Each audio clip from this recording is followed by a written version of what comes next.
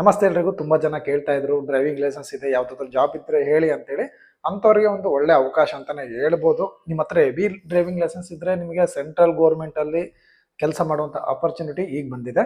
So Delhi police ಒಳಗಡೆ driver ಹುದ್ದೆಗಳನ್ನ ಕರೆದಿದ್ದಾರೆ. Particular ಆಗಿ ಡ್ರೈವರ್ ಹುದ್ದೆಗೆನೆ ಕರೆದಿದ್ದಾರೆ. ಇದಕ್ಕೆ ಹೆವಿ ಡ್ರೈವಿಂಗ್ ಲೈಸೆನ್ಸ್ ಬೇಕಾಗುತ್ತೆ. ಇನ್ನು ಮುಂದಿನ ಒಂದು ನೋಟಿಫಿಕೇಶನ್ ಇದೇ ವಿಡಿಯೋದಲ್ಲಿ ಹೇಳ್ತಾ ಹೋಗಿದ್ದೀನಿ. ತಪ್ಪದೆ ಪೂರ್ತಿ ವಿಡಿಯೋನ ನೋಡಿ. ಜೈ. ಮೊದಲದಾಗಿ ಈ ಒಂದು ನೋಟಿಫಿಕೇಶನ್ ನೋಡ್ತಾ ಇರ್ಬೋದು, ಕಾನ್ಸ್ಟೇಬಲ್ ಡ್ರೈವರ್ ಮೇಲ್ ಇನ್ ಡೆಲ್ಲಿ ಪೊಲೀಸ್ ಅಂತೇಳಿ ಎಕ್ಸಾಮಿನೇಷನ್ ಈ ಥರ ಇಲ್ಲಿ ನಿಮಗೆ ನೋಟಿಫಿಕೇಶನ್ ಬಂದಿದೆ. ಹಾಗೆ ಈ ಒಂದು ಡೇಟ್ ಅಪ್ಲಿಕೇಶನ್ ಸ್ಟಾರ್ಟ್ ಆಗಿರೋ ಡೇಟ್ ಬಂದುಬಿಟ್ಟು ಅವರು ಇಲ್ಲಿ ಮೆನ್ಷನ್ ಮಾಡಿದ್ದಾರೆ. ನೋಡ್ತಾ ಇರ್ಬೋದು 24ನೇ ತಾರೀಕು 9ನೇ ತಿಂಗಳು ಸೆಪ್ಟೆಂಬರಿಗೆ ಈ ಒಂದು ಅಪ್ಲಿಕೇಶನ್ ಸ್ಟಾರ್ಟ್ ಆಗಿದೆ. ಅಕ್ಟೋಬರ್ 15ಕ್ಕೆ ಈ ಒಂದು ಅಪ್ಲಿಕೇಶನ್ ಕ್ಲೋಸ್ ಆಗುತ್ತೆ. ಸೊ ನೀವು ಅಷ್ಟರೊಳಗಡೆ ಈ ಒಂದು ಎಕ್ಸಾಮ್ನ ಹಾಕ್ಕೋಬೇಕಾಗುತ್ತೆ. ಹಾಗೆ ಆನ್ಲೈನ್ ಪೇಮೆಂಟ್ ಬಂದುಬಿಟ್ಟು ನಿಮಗೆ 16ನೇ ತಾರೀಕು ಲಾಸ್ಟ್ ಡೇಟ್ ಇದೆ.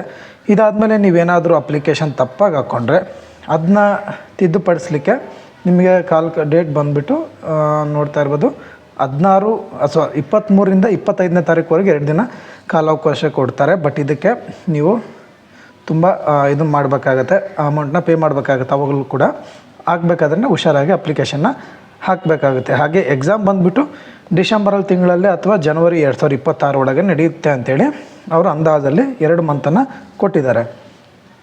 ಈಗ ನೆಕ್ಸ್ಟ್ ಒಂದು ಪೇಜ್ ನೋಡೋದಾದರೆ ಈಗ ನಮಗೆ ಬೇಕಾದಂಥ ಒಂದು ಮೇನ್ ಪಾಯಿಂಟ್ಗಳನ್ನ ನೋಡ್ಕೊಳ್ತಾ ಹೋಗೋಣ.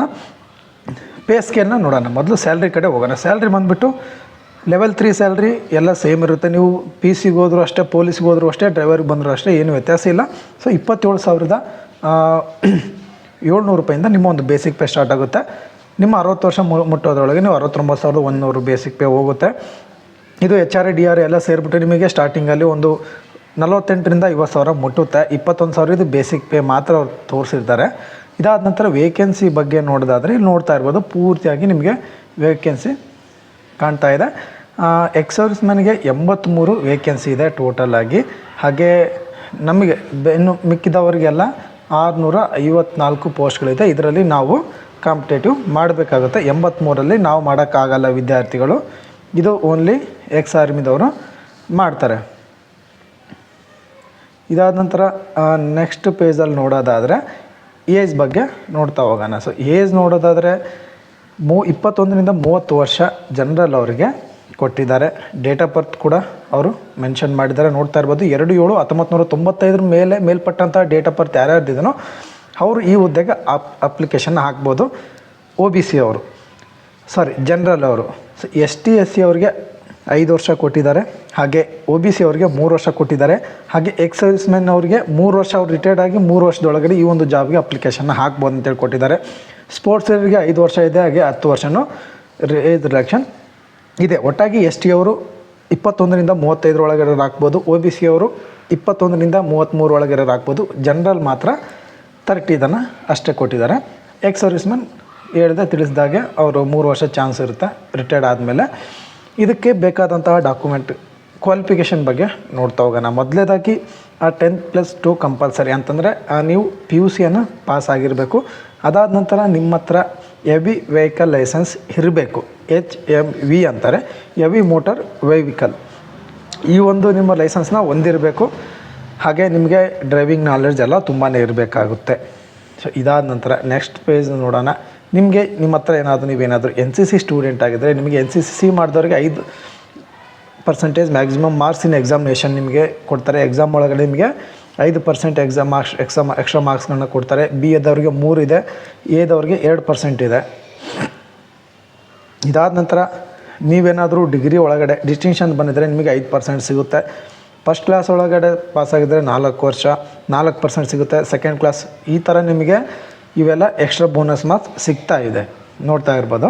ಹಾಗೆ ಆನ್ಲೈನ್ ಫೀಸ್ ಬಂದುಬಿಟ್ಟು 100 ರೂಪಾಯಿ ಇದೆ ಜನರಲ್ ಅವರಿಗೆ, OBC ಅವರಿಗೆ. ST SC ಅವರಿಗೆ ಹಾಗೆ ಎಕ್ಸ್ ಸರ್ವಿಸ್ಮೆನ್ಗೆ ಯಾವುದೇ ರೀತಿಯಾದಂಥ ಫೀಸ್ ಇರೋದಿಲ್ಲ. ಈಗ ನೆಕ್ಸ್ಟ್ ನೋಡೋದಾದರೆ ಎಕ್ಸಾಮ್ ಸೆಂಟರ್ಗಳು.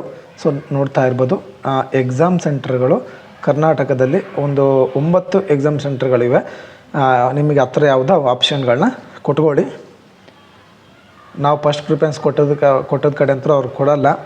ಹಾಗೆ ನೆಕ್ಸ್ಟ್ ನೋಡೋದಾದರೆ ಸ್ಕೀಮ್ ಆಫ್ ಎಕ್ಸಾಮಿನೇಷನ್ ಯಾವ ರೀತಿ ಈ ಒಂದು ಸೆಲೆಕ್ಷನ್ ಪ್ರೊಸೆಸ್ ನಡೆಯುತ್ತೆ ಅನ್ನೋದನ್ನ ಒಂದು ಕ್ವಿಕ್ಕಾಗಿ ನೋಡ್ಕೊತ ಹೋಗೋಣ. ಮೊದಲು ನಿಮಗೆ ಕಂಪ್ಯೂಟರ್ ಬೇಸ್ಡ್ ಎಕ್ಸಾಮಿನೇಷನ್ ಇರುತ್ತೆ. ಇದಾದ ನಂತರ ನಿಮಗೆ PE ಅಂಡ್ ಮತ್ತು MT ಅಂತಂದರೆ ಫಿಸಿಕಲ್ ಎಂಡೂರೆನ್ಸ್ ಟೆಸ್ಟ್ ಇರುತ್ತೆ, ಅಂದರೆ ರನ್ನಿಂಗ್ ಅದರದ್ದೆಲ್ಲ. ಮೆಜರ್ಮೆಂಟ್ ಟೆಸ್ಟ್ ಅಂದರೆ ನಿಮ್ಮ ಹೈಟ್ ವೇಟಿನ ಚೆಕ್ ಇರುತ್ತೆ. ಸೊ ಇದಾದ ನಂತರ ಮತ್ತೆ ನಿಮ್ಗೆ ಕಟ್ ಆಫ್ ಬಿಡ್ತಾರೆ. ಟ್ರೇಡ್ ಟೆಸ್ಟ್ ನಡೆಯುತ್ತೆ, ಡ್ರೈವಿಂಗ್ ಟೆಸ್ಟು.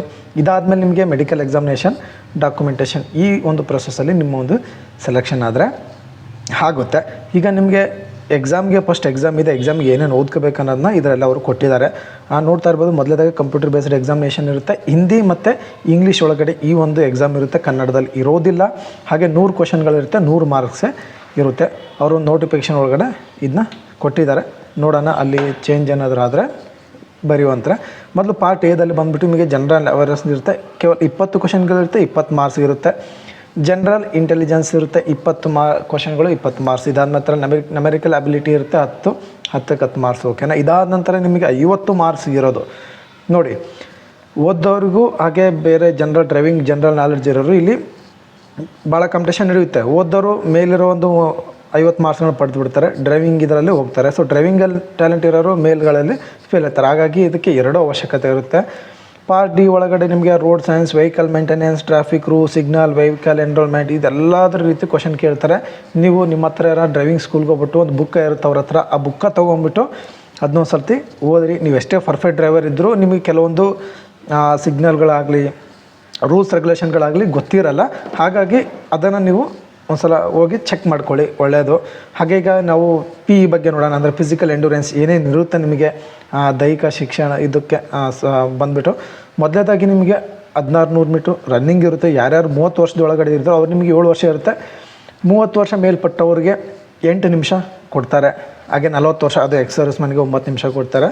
ಅದು ನಿಮಗೆ ಮ್ಯಾಟ್ರಲ್ಲ.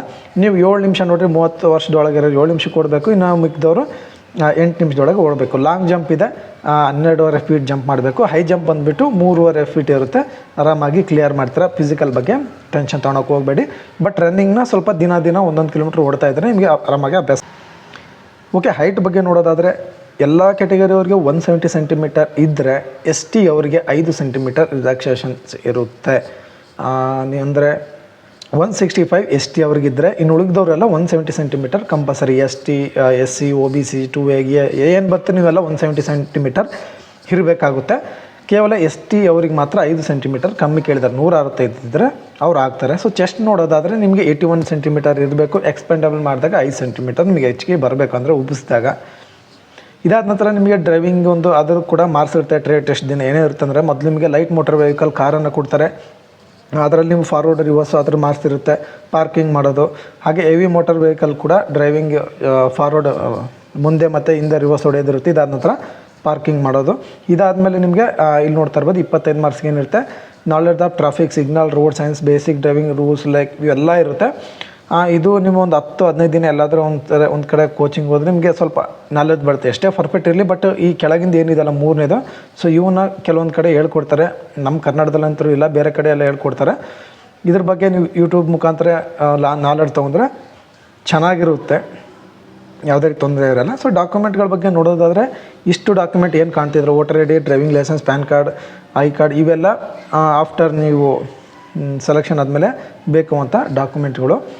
ಹಾಗೆ ಕೆಲವೊಂದು ಡಾಕ್ಯುಮೆಂಟ್ಗಳನ್ನ ನೀವು ಆಧಾರ್ ಕಾರ್ಡು, ಈ ಥರ ತುಂಬ ಡಾಕ್ಯುಮೆಂಟ್ಗಳನ್ನ ಟೆಸ್ಟ್ಗಳಿಗೆ ತಗೊಂಡು ಹೋಗ್ತಾಯಿರಿ. ಇದಾದಮೇಲೆ ಈ ಒಂದು ಹುದ್ದೆಗೆ ಅಪ್ಲಿಕೇಶನ್ ಹಾಕಬೇಕಾದ್ರೆ PUC ಮಾರ್ಕ್ಸ್ ಕಾರ್ಡು, ನಿಮ್ಮೊಂದು ಫೋಟೋ, ಸಿಗ್ನೇಚರು, ರೀಸೆಂಟ್ ಕೊಡಿ. ಇಷ್ಟು ಅವಶ್ಯಕತೆ ಇರುತ್ತೆ. ಮೇನಾಗಿ ಈಗ ನೀವು ಎಕ್ಸಾಮಿಗೆ ಓದ್ಕೊಳ್ಳಿ, ಹಾಗೆ ಜೊತೆಗೆ ಸ್ವಲ್ಪ ರನ್ನಿಂಗ್ನ ಮಾಡ್ತಾಯಿರಿ.